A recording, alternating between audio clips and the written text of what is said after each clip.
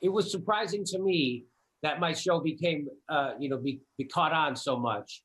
And I was at a human rights event in Canada, and Glenn Greenwald was there, and we were talking, and he said that because you're giving people something they can't get anywhere else.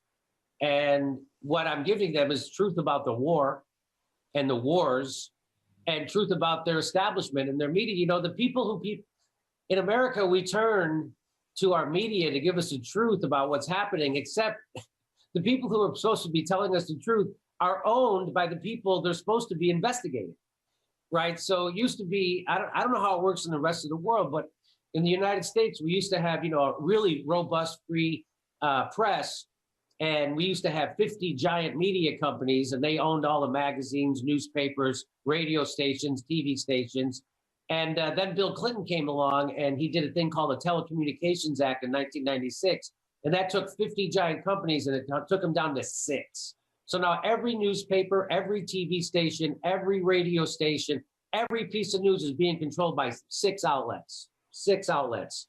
And so it used to be they would, the media, the news media would investigate the criminals, meaning the corporations and the politicians. And then the corporations got smart, in a sense, because they're criminally smart. And they're like, well, why don't we just buy the newspapers? Why don't we just buy the news media? And that's exactly what they did, which is why you turn on MSNBC today and they pretend to not know who Ocasio-Cortez is. They pretend to not know. I swear to God, I watched Rachel Maddow pretend and Ali Vesey pretend not to know how net neutrality really worked and how important it was and all that stuff. So this is what's happening in America, that we don't really have a free press. We don't really have, people are hungry for the truth, right? And it's been like this for a while in the United States. This isn't new.